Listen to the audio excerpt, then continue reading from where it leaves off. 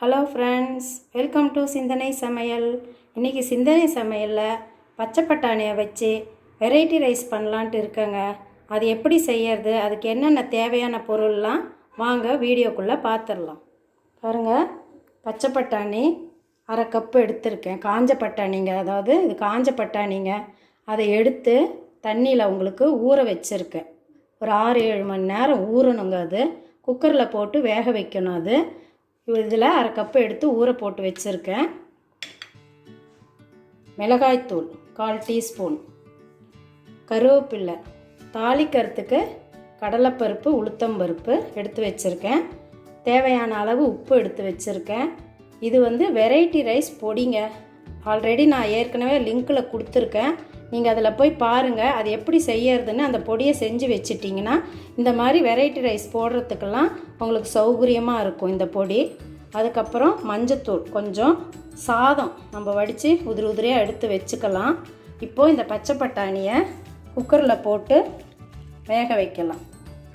கொஞ்சம் இந்த பட்டாணியெல்லாம் போட்டுட்டு கொஞ்சம் உப்பு, மஞ்சத்தூள் போட்டு குக்கரில் வேக வைக்கலாம். பாருங்கள், இந்த மாதிரி குக்கரில் போட்டுக்கோங்க. பச்சை பட்டாணியை போட்டுட்டு கொஞ்சம் மஞ்சப்பொடி போட்டுக்கோங்க, உப்பு கொஞ்சம் போட்டுக்கோங்க. போட்டு இதை குக்கரில் வேக வச்சிடலாம். தண்ணி கொஞ்சம் விட்டுக்கலாம். ஒரு 2 விசில் வந்தால் போதுங்க, ரொம்ப மசிஞ்சிடக்கூடாது. 2 விசில் வந்தாக்க ஆஃப் பண்ணிவிட்டு அதுக்கப்புறம் எப்படி செய்யறதுன்னு பார்க்கலாம். பாருங்கள், குக்கரில் போட்டு ஆன் பண்ணிட்டேன். இது நல்லா 2 சவுண்டு விடலாம். ஆஃப் பண்ணதுக்கப்புறம் அதை எப்படி தாளிக்கிறதுன்னு பார்க்கலாம்.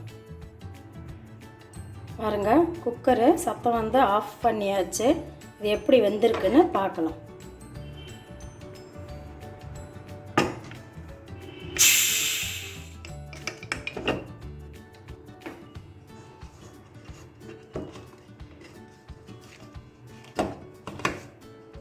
ரெண்டு விசில் விட்டால் போதுங்க. பார்த்திங்களா, நல்லா இந்த மாதிரி வெந்துடுச்சு. இது தண்ணி இருந்தால் வடிச்சிடலாம். ரொம்ப தண்ணி இருந்தால் வடிச்சிடலாம். கொஞ்சோண்டு இருந்ததுன்னா அப்படியே போட்டுடலாம். பார்த்திங்களா, இந்த மாதிரி வெந்துருச்சு. ரொம்ப மசிஞ்சாலும் கவலை இல்லைங்க. சாதம் உதிர இருந்தாக்க அது போட்டு பிசையும் போது சரியாக இருக்கும். கிளறும்போது இதை இப்போ தாளிக்கலாம்.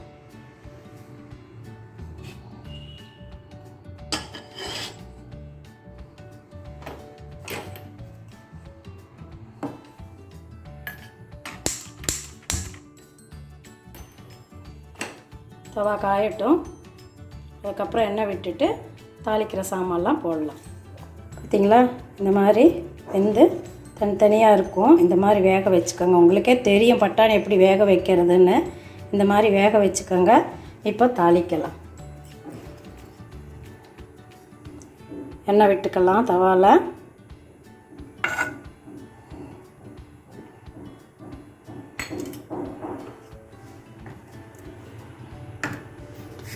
எண்ணெய் காஞ்சோன்னே கடுகு,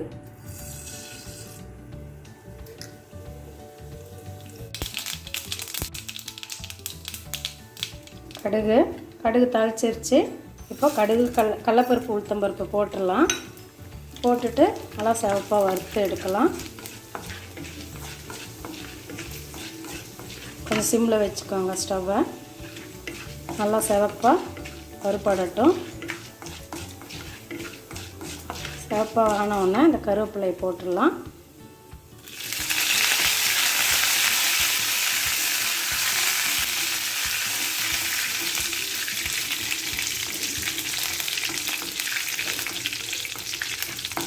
நல்லா இந்த மாதிரி பரட்டிக்கோங்க. நல்லா சிவப்பாக ஆனதுக்கப்புறம் இந்த பட்டாணி இருக்குது இல்லைங்களா, அதை இதில் போட்டுடலாம்.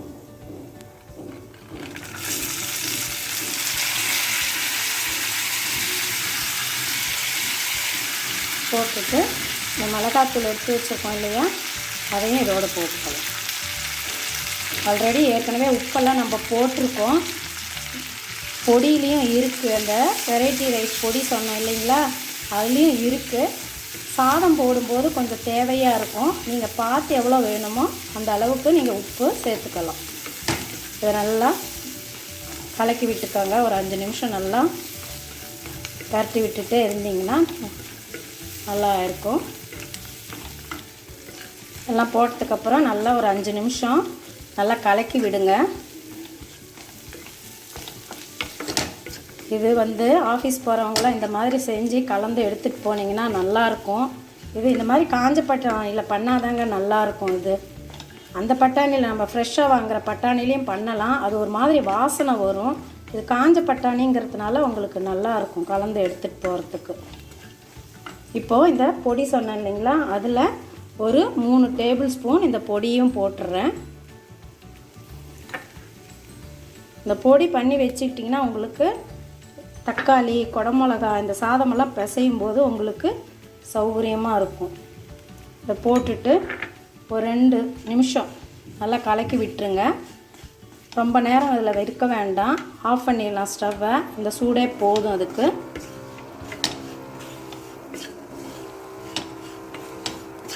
நல்லா இதை கலக்கி விட்டுட்டு ரைஸ் எடுத்து வச்சுருக்கோம் இல்லையா, இந்த ரைஸை இதில் போட்டுடலாம்.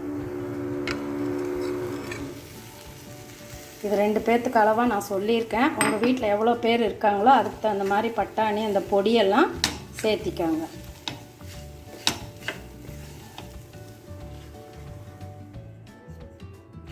பாருங்கள், சாதத்தையும் போட்டு நல்லா கலக்கி விட்டாச்சு. இப்போது பட்டாணி சாதம் ரெடி ஆகிடுச்சிங்க. பாருங்கள், 5 நிமிஷம் நல்லா சாதத்தை போட்டு நல்லா கிளறியாச்சு. எல்லா பக்கமும் மிக்ஸ் ஆகிடுச்சு பார்த்திங்களா. இதை ஒரு 5 நிமிஷம் ஆற வச்சுட்டு நீங்கள் லஞ்ச் பாக்ஸுக்கு கூட ரெடி பண்ணிடலாங்க. பாருங்கள், சாதத்தையும் போட்டு நல்லா அந்த பொடி எல்லாமே மிக்ஸ் ஆகிடுச்சு. இது நல்லா கிளறி விட்டு இறக்க வேண்டியது தாங்க. பட்டாணி சாதம் ரெடிங்க.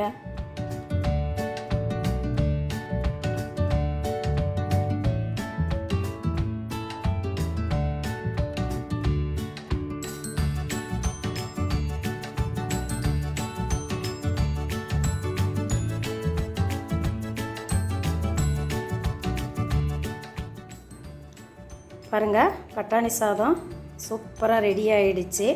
இது கூட தயிர் பச்சடி இல்லாட்டி அப்பளம், சிப்ஸு இதெல்லாம் வச்சு இது கூட காம்பினேஷன் ரொம்ப நல்லா இருக்கும். இது கூட வச்சு சாப்பிட்டிங்கன்னா உங்கள் வீட்லேயும் செஞ்சு பார்த்துட்டு உங்கள் கமெண்ட்ஸை சொல்லுங்கள். மறக்காமல் சிந்தனை சமையலை சப்ஸ்கிரைப் பண்ணுங்கள். கூடவே அந்த பெல் ஐக்கானையும் தட்டி விடுங்க. நெக்ஸ்ட் வீடியோவில் பார்க்கலாம். பாய்.